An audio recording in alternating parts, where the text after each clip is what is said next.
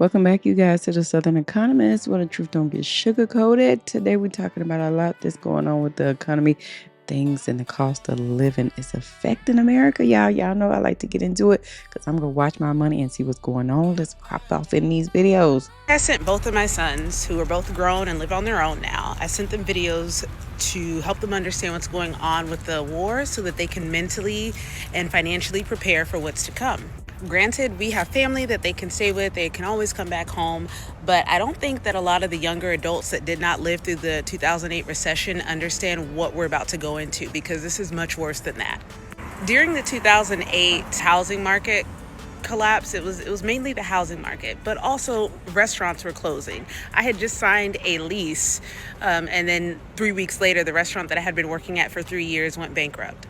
It was pretty bad. Part of the Yes, 2008, the market was horrible. It was, I was in panic mode.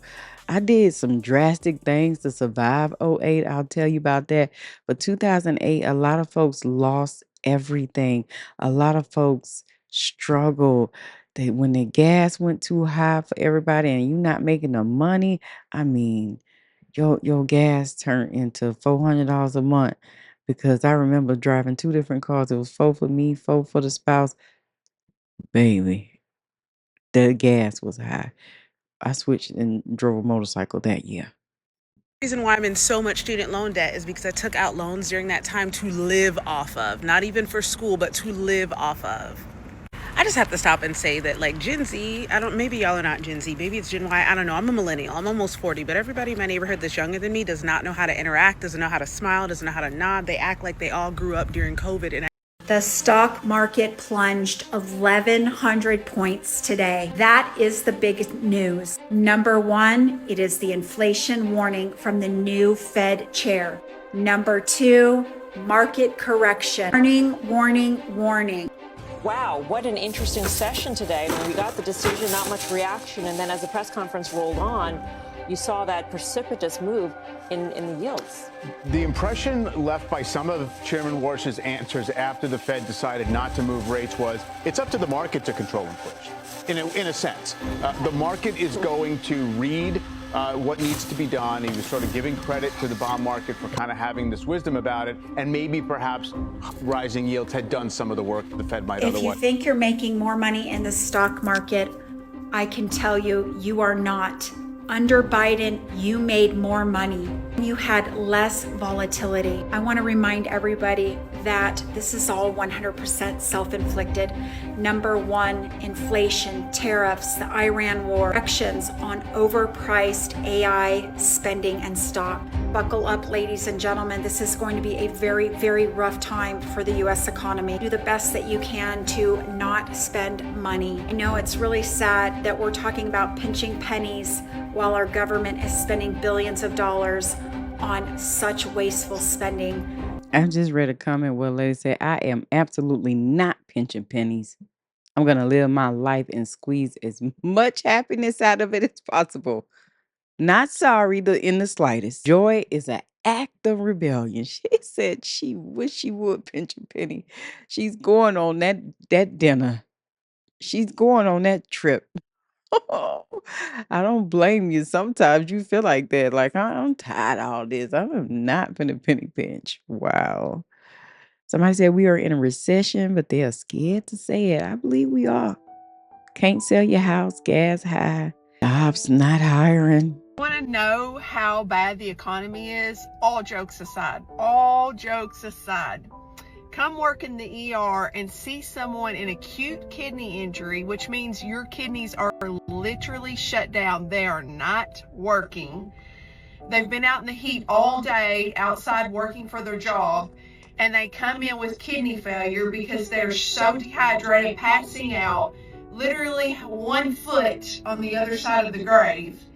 And they're telling you that they can't be admitted to the hospital because they have to get back to work tomorrow. Have someone that works at a tree service chop off the tip of their finger, tell you to wrap it up, discharge you so they can get back to work tomorrow. This economy is crap. People can't even be sick and stay at home and recover because they're worried about not paying their bills.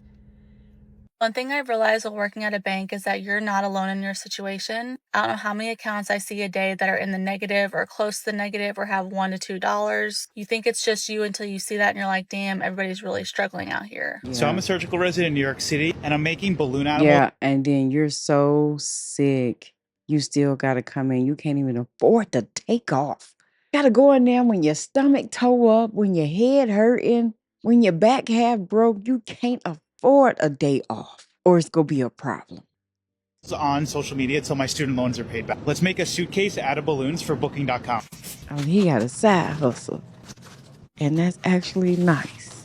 This might be kind of a hot take, but I genuinely believe the only reason we are not in deep shit recession-wise, I know we are, but the only reason I think it's not worse than it is because we have shit like credit cards, Klarna, buy now, pay later shit. Yeah. And if we didn't have that, we'd all be in a Great Depression right now. Like, I know more people who are in credit card debt than people who aren't in credit card debt.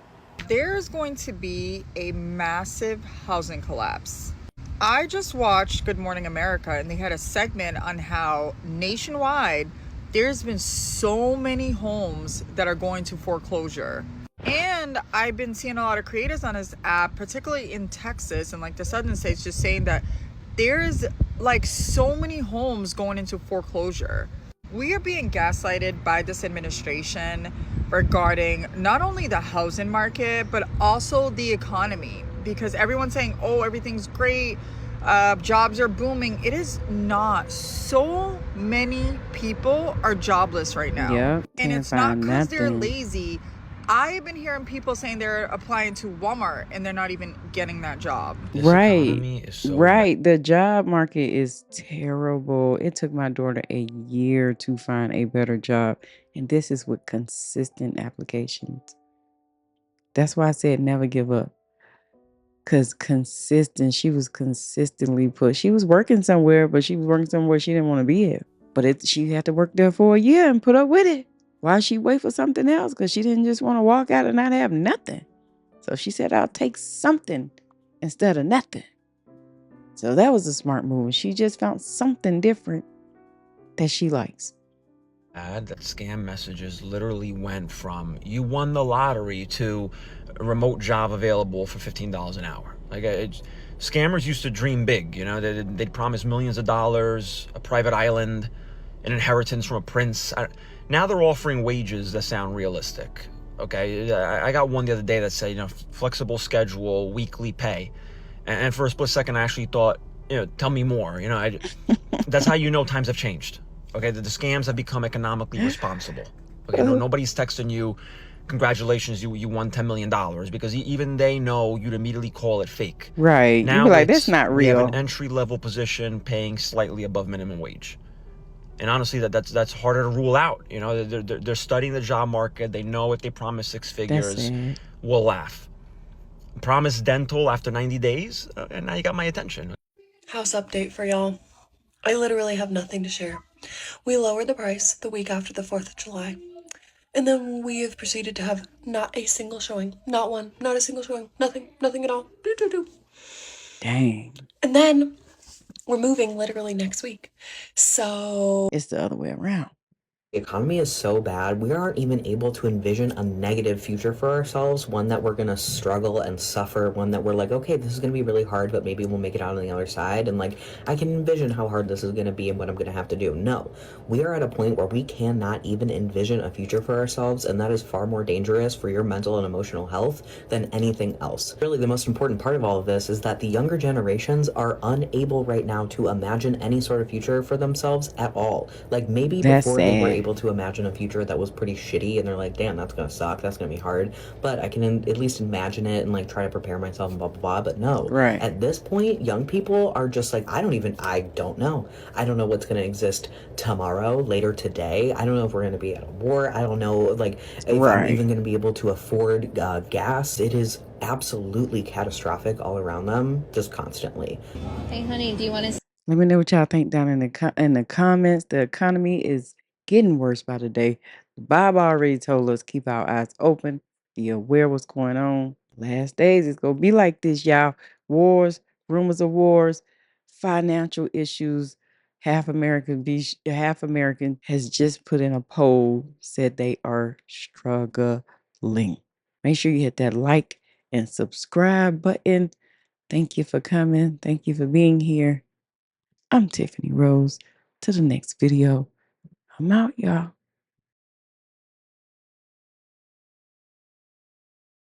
True, don't get sugar-coated.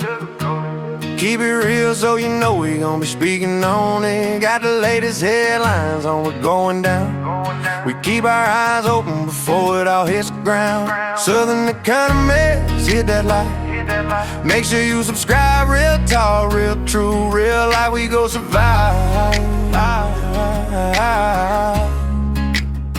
I got my eye wide open for when the markets hit the ground. You got them pockets wide open when them dividends come around. Oh baby, just hit that like, subscribe. I might teach you a little something about how to make $1 out of dime. I'm a real prepper, stockpiling before the shit hit the fan. I only trust in God, I don't depend on man.